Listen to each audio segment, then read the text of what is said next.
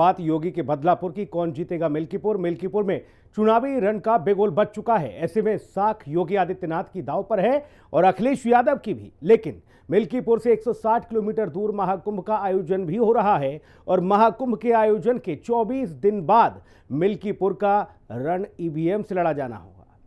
उपचुनाव में बीजेपी 7-2 से आगे रही, लेकिन अब योगी आदित्यनाथ अखिलेश पर अंतिम चोट करके फैजाबाद संसदीय सीट की हार का बदला लेना चाहते हैं। कैसे? ये रिपोर्ट देखिए।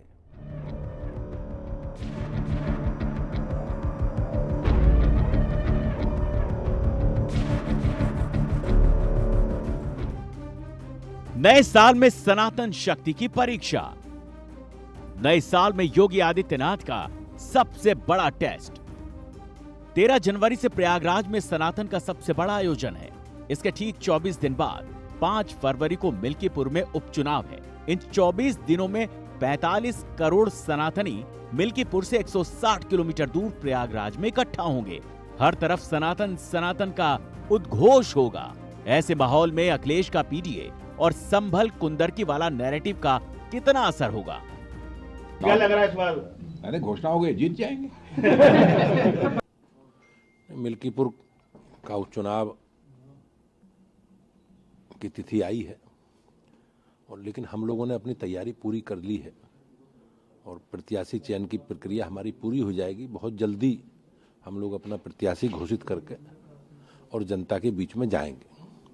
लेकिन हमारी पूरी तैयारी है और निश्चित रूप से मैं विश्वास के साथ आपसे कह सकता हूं कि बड़े अंतर से भारतीय जनता पार्टी मिल्कीपुर के विधानसभा के उपचुनाव को जीतेगी। मोदी की सेना और योगी की आर्मी को तो मिल्कीपुर में जीत का पूरा भरोसा है। इस बार महाकुंभ से वरदान मिलेगा। मिल्कीपुर में सनातन का पूरा आशीर्वाद मिलेगा। ये बात अखिलेश को भी अच्छे से पता है। मिल्कीपुर में इस बार हालात लोकसभा चुनाव से जुदा हैं। इसलिए जब वो मीडिया के सामने आए तो कुंदरकी वाला पुराना टेप बजाने लगे, हार के बहाने सुनाने लगे। जानबूझ कर करके कुंदरकी का जो वोट की लूट हुई, जो पुलिस प्रशासन के माध्यम से वोट पड़वाए गए, जो वीडियो निकले, तस्वीरें आई, उससे आम जनमानस जान गया कि इन्होंने चुनाव नहीं कराया, इन्होंने पुलिस के माध्यम से वोट लूटे हैं। और वही सरकार कह रही है कि अगर कुंदरकी जीत सकते हैं तो मिल्कीपुर क्यों नहीं?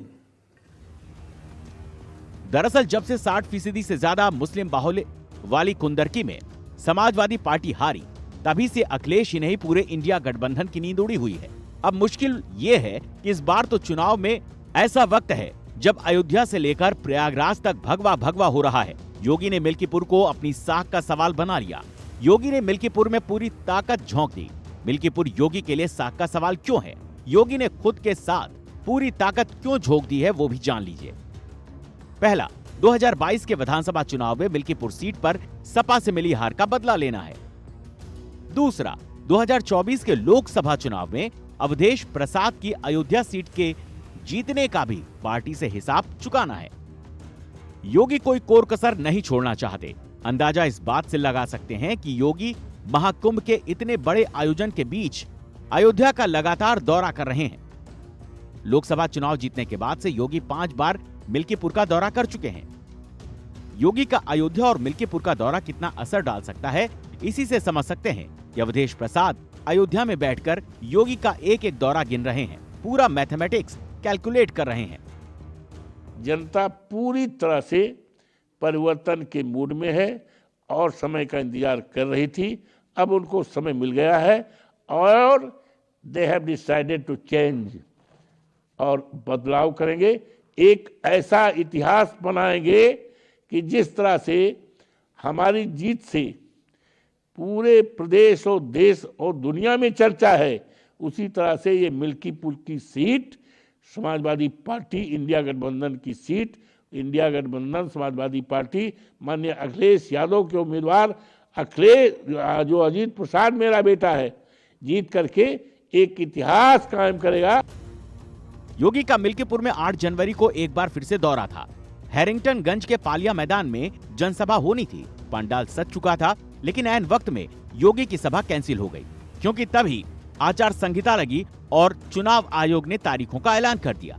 बीजेपी के लिए मिल्कीपुर सीट आसान नहीं है, लेकिन योगी जानते हैं कि जब मुस्लिम वोट वाली कुंदरकी जीत सकते हैं तो मिल्कीपुर भी जीत सकते हैं। दरअसल बीजेपी के लिए मिल्कीपुर का जाति समीकरण ऐसा है जो जाति गणित के खांचे अब तक समाजवादी पार्टी को ही एज देता रहा है। मतलब यादव, पासी, मुस्लिम अब तक समाजवादी पार्टी को वोट देते आए हैं। पिछली बार दलित ने भी वोट दिया था।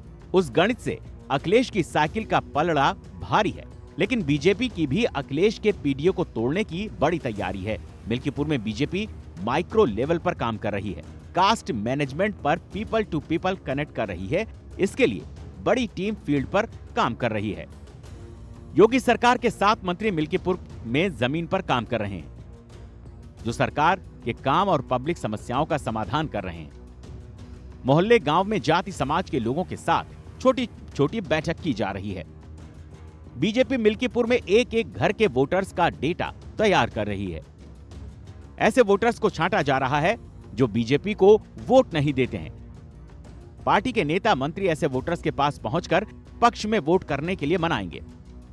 7 मंत्रियों के साथ संगठन के नेताओं की टीम भी तैयार की गई है। उधर समाजवादी पार्टी भी जान रही है कि बीजेपी दूध की जली है, ऐसे में वो और भी आक्रामक हो जाती है। इसीलिए अखिलेश यादव ने लोकसभा वाली जीत का मोमेंटम बनाए रखने के लिए लगातार प्रयास कर रहे हैं। अयोध्या फैजाबाद सांसद अवधेश प्रसाद के बेटे अजित प्रसाद पर दांव खेला है। इसके पीछे की वजह है कि मिल्कीपुर दलित, मुस्लिम, पिछड़ी जातियां निर्णायक हैं। अवधेश प्रसाद को मिल्कीपुर में लगातार कैंप कर बेटे के लिए रणनीति बना रहे हैं। 2 बार से विधायक रहे हैं, खुद पूरे मिल्कीपुर इलेक्शन की मॉनिटरिंग कर रहे हैं। पहले भी बताया कि जो सबसे बड़ा और ज्वलनशील मुद्दा है वो छुट्टे जानवर का है, और वहाँ पे मिल्कीपुर के किसी भी आप तहसील चले जाओ, थाना चले जाओ, सब जो है दलाली का अड्डा बन चुका है। समाजवादी पार्टी के लिए मिल्कीपुर पहले की तरह आसान नहीं है। भले से अखिलेश संभल वाला मुस्लिम एंगल उठाकर MY और दलित समीकरण पर भरोसा कर रहे हैं, लेकिन पिछले चुनाव के नतीजे बता रहे हैं कि समाजवादी पार्टी की हार जीत का अंतर लगातार कम हो रहा है। 2012 में समाजवादी पार्टी मिल्कीपुर जीती थी। अवधेश प्रसाद विधायक बने थे, लेकिन जीत का मार्जिन 34,237 था। 2017 में बीजेपी ने यहां से बाजी मारी थी। बाबा गोरखनाथ यहां से विधायक बने थे, लेकिन तब मार्जिन केवल 28,276 रह गया था। 2022 में एक बार फिर से समाजवादी पार्टी के अवधेश प्रसाद ने ही मिल्कीपुर सीट पर जीत का परचम लहराया था, लेकिन मार्जिन आधे से भी कम 13,338 रह गया। उनकी सरकार रही है, उनकी सरकार से ऊब करके वो लोग बड़ी संख्या में, मैंने मधेपुरा बंगाल के बॉर्डर का जिला है, हमने अररिया में देखा, पूर्णिया में देखा, किशनगंज में देखा, गया में देखा, पटना देखा, अरवल देखा, औरंगाबाद देखा। अगर हम उत्तराखंड की बिहार के उत्तर की तरफ चलें तो हम सीवान देखे, पश्चिमी चंपारण, पूर्वी चंपारण, बेतिया देखे, औरंगाबाद देखे, नवादा देखे, हम आपके गोपालगंज, 36 जिले में बड़ी संख्या में लोग अपने संसाधन से भारतीय समाज पार्टी की मीटिंग में आ रहे हैं। बीजेपी जानती है कि महाराष्ट्र, हरियाणा के चुनाव में संविधान बदलने, आरक्षण खत्म करने वाली घुट्टी काम नहीं आई, इसीलिए इस अंतर को पाटकर जीत का कमल खिलाया जा सकता है।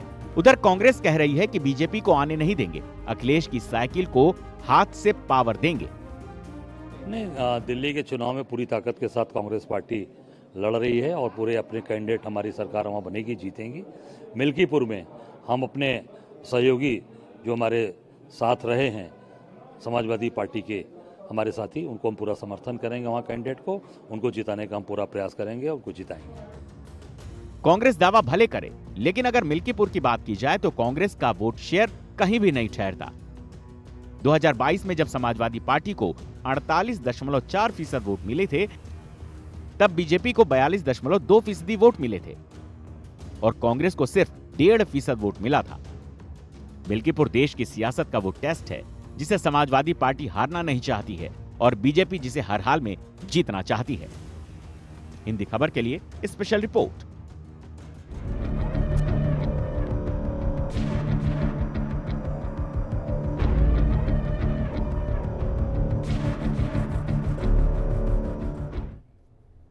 तो मिल्कीपुर उपचुनाव के समीकरण पर तैयार इस रिपोर्ट के साथ ही इस बुलेटिन में इतना ही। खबरें लगातार जारी हैं, आप बने रहिए हिंदी खबर के साथ। नमस्कार।